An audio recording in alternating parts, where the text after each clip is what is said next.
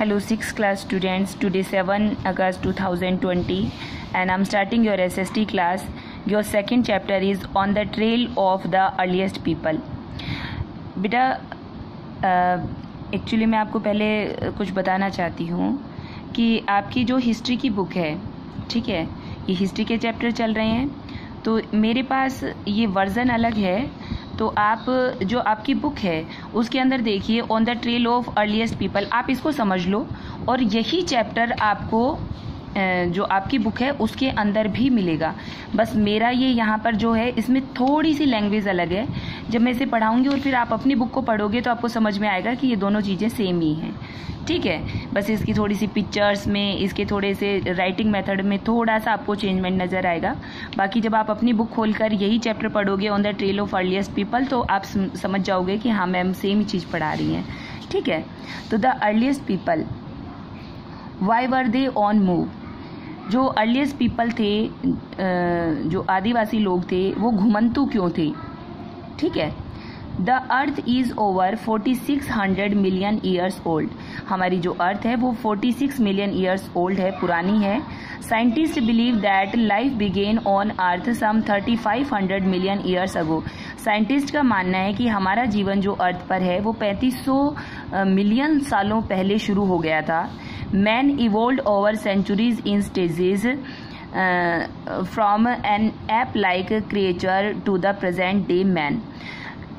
शताब्दियों से जो इंसान है वो बंदर के रूप में जो है जीवन जी रहा था, शताब्दियों पहले से, जब शताब्दियों की शुरुआत हुई थी। Creature to present day man, आज वही क्रिएचर क्या है, इंसान के रूप में हमारे सामने है, या हम लोग इंसान के रूप में सामने हैं।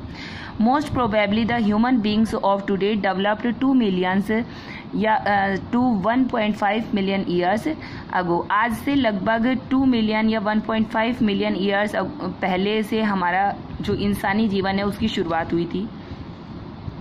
This process of development is called evolution.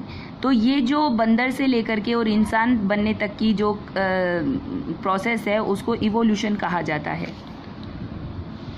Human beings who lived about 2 million years अगो, जो इंसान 2 मिलियन ईयर्स पहले रहता था, वर नोमैड। वो कैसा था, नोमैड था, बंजारा था। एंड हंटर गैदर्स, और शिकार करता था।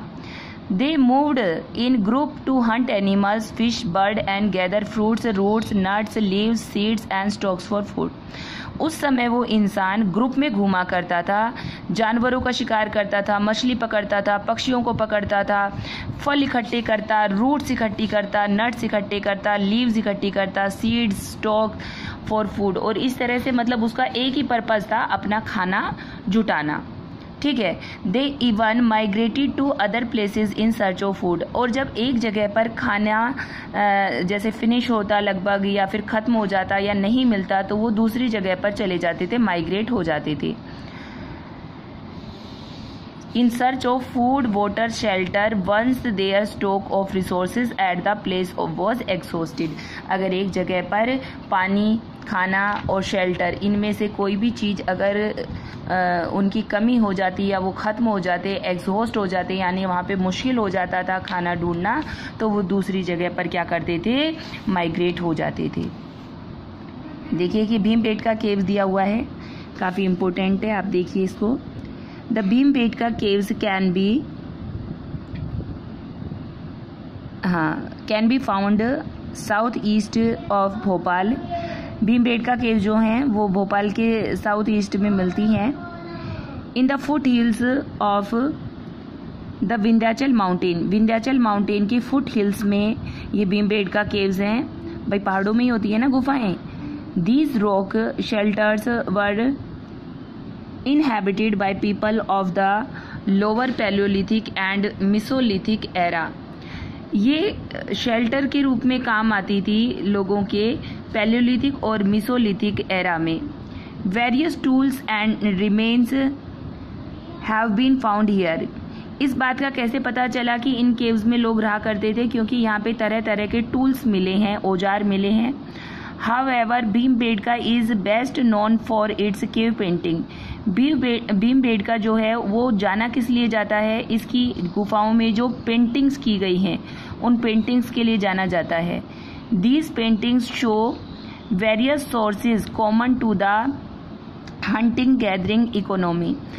किस चीज़ की पेंटिंग्स बनाई गई हैं? पेंटिंग बनाई गई हैं शिकार करते हुए की, और जो भी गैदरिंग इकोनॉमी यानी कि कुछ जो भी वो इकट्ठा जो करते थे उसको लेकर के पिक्चराइजेशन किया गया है, पेंटिंग की गई है। They even have to close